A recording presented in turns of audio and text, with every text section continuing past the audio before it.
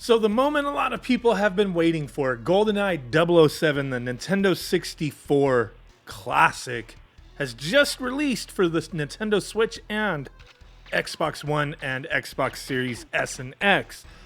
Now, is there much of a difference between the two? Well, it really depends on what you're looking for, as they both kind of have some things going for them and then things that are not going for them. So I just want to do this real quick video kind of talking about some of my first impressions playing this game on both the Nintendo Switch and on the Xbox Series S. I've only played it on the Series S so far. I do have a Series X, but didn't have a chance to try it on there. But this is it's a Nintendo 64 game, and it looks like a Nintendo 64 game no matter how you play it. But with the Xbox, you do have 4K resolution and achievements if you have a TV for it and a system that supports that, right? There's another thing going with the Xbox version that I find a little interesting, little annoying, but it's now available via Game Pass, right? So if you're a Game Pass member, you subscribe to Game Pass, you can now play it for free. Or, I mean, not for free, you know what I mean. You're paying for a service. None of that is free, but it's part of the service. Now, the other way you get to play it on Xbox is if you have Rare Replay. Now, this irks me a little bit because I do have Rare Replay. I have a physical copy of the game.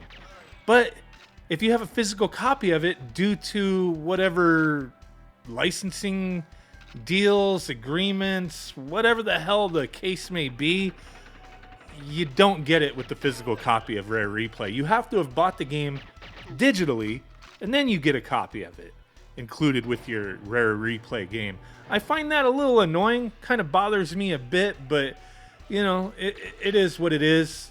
I have Game Pass, so I get to play it. But I did go back and forth playing both versions. Now, with the Xbox version, you have native, 16:9 aspect ratio here, and it looks fantastic.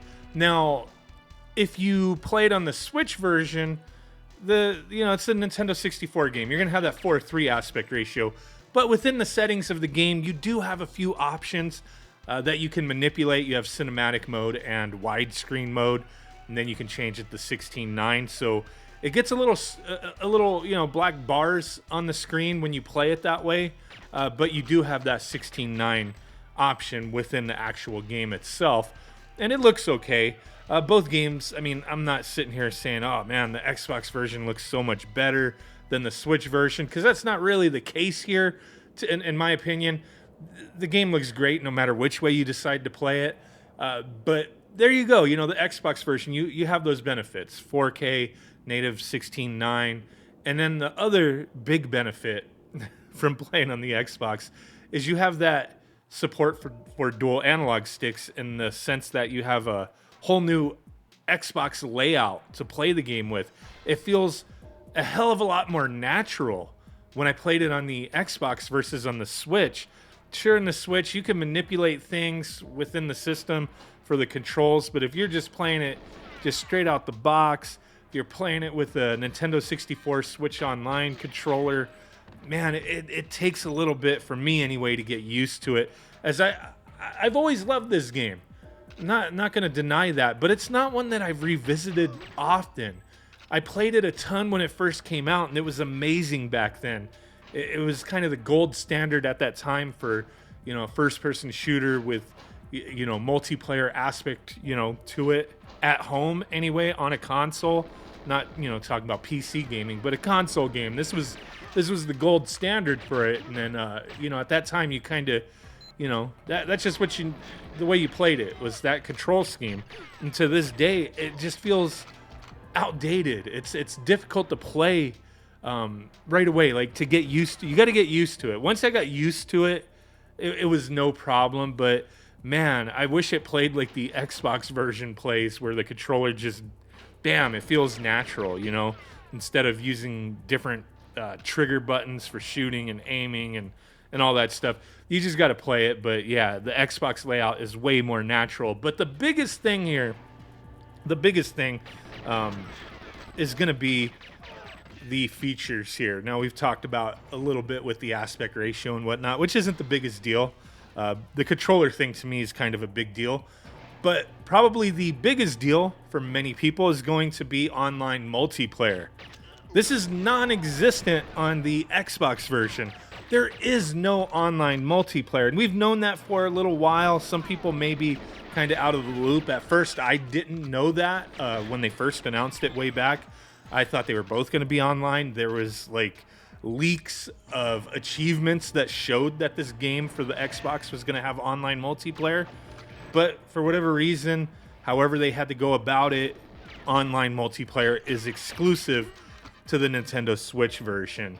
And that kind of sucks, man. That kind of sucks because if you want to play this on the Nintendo Switch, you have to have that, Switch Online expansion pack, which costs so much a year. No matter which way you're, Game Pass or Switch, whichever system you have, if you're paying for that service, you're in it some money every month or yearly or however you pay.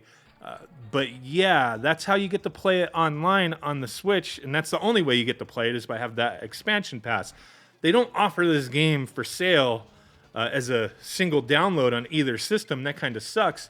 But yeah, on the Switch, you could play multiplayer with your friends, people on your friends list. There's no way to just get into like random rooms with people.